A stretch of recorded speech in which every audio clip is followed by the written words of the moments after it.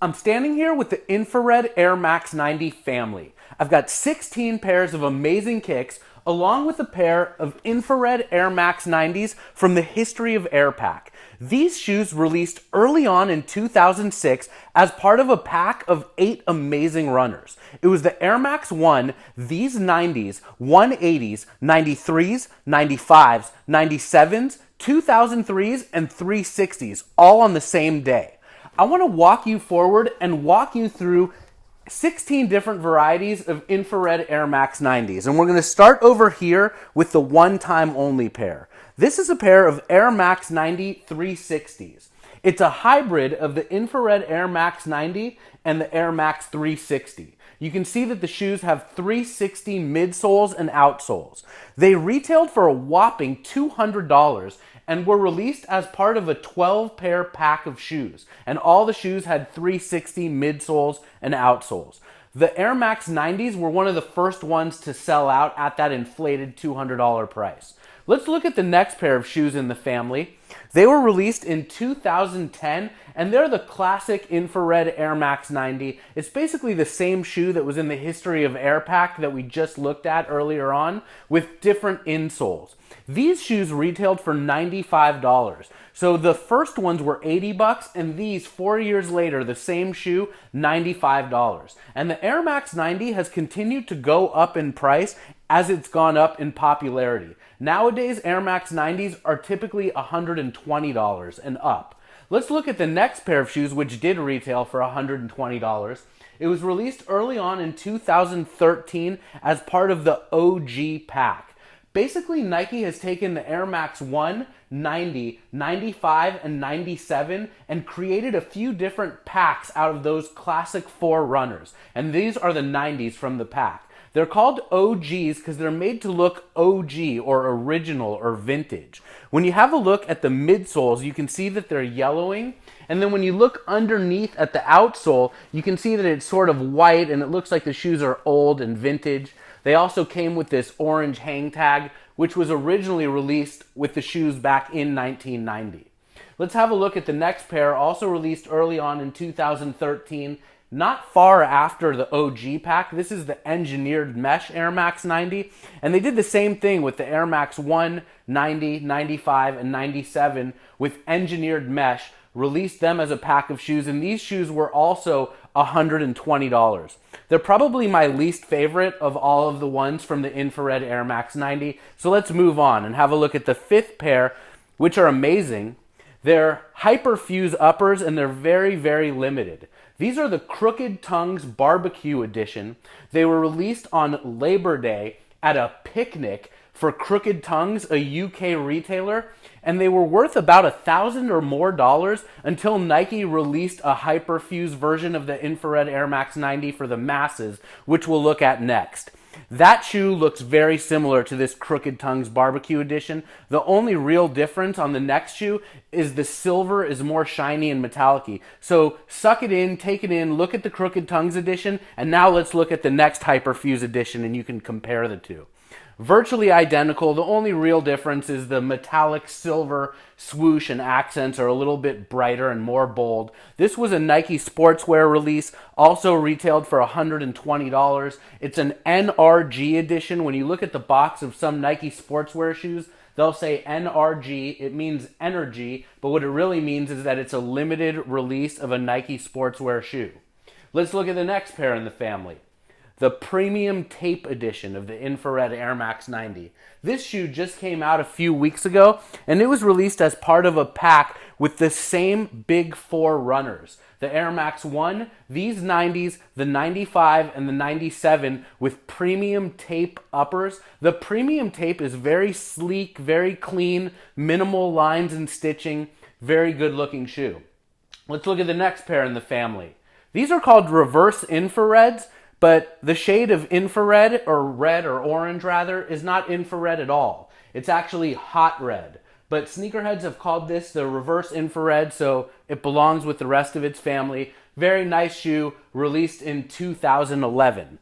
Let's have a look at the next few shoes, which also are not infrared in color, but infrared wasn't even the real color of the Air Max 90 back in 1990.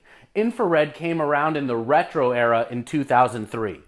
This pair is white and orange blaze, and it's part of the Dorenbecher collection. It was actually designed by legendary sneaker designer Mark Smith as part of the 5-year anniversary of the Dorenbecher packs of shoes.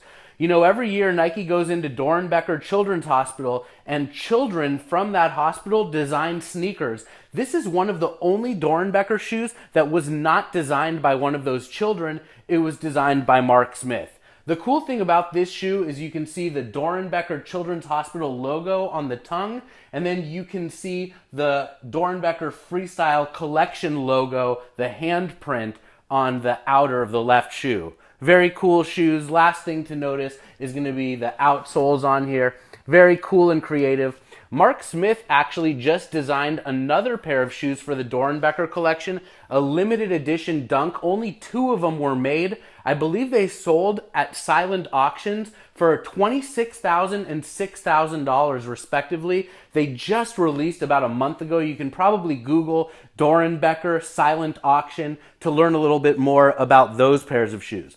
Let's look at the next pair from the family, also not an infrared colorway.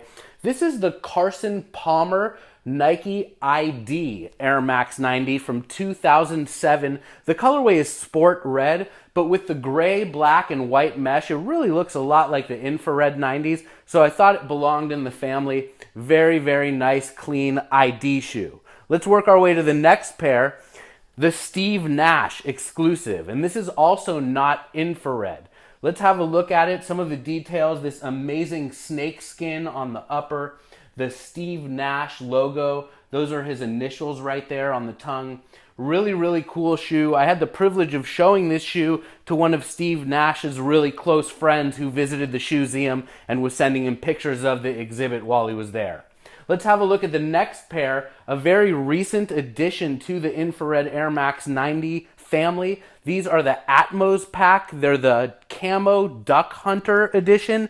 Very cool shoe. Asia exclusive, size 11. It's very tough to get size 11 and up shoes when they're only released in Asia. You gotta love the really cool premium camo material on the upper. Camo's been huge on Air Maxes this last year with all the different country editions. This is my personal favorite. Let's have a look at the next pair from the family. They are infrared Air Max 90 Currents. It's going to be a hybrid of the Air Max 90 and the Air Current with Nike Free outsoles. Very, very cool shoe in the classic, iconic infrared colorway. And let's look at the next pair of infrared 90 Currents. These are Air Max 90 Current LEs. If your box of Nike says LE on there, it stands for limited edition. This is a nice, beautiful edition with premium ostrich on the upper. Very, very cool shoe, and it's actually true to form reverse infrared because it's black and infrared. We looked earlier at what's been called the reverse infrared, which is actually the hot red edition and black of the Air Max 90, but this to me is really truly the reverse infrared because it really truly is the shade of infrared and black. Let's look at the next pair. It's a pair of Air Force Ones that were inspired by the Air Max 90 infrared. We might as well plop a pair of white on white Air Force Ones over there so you can compare the two.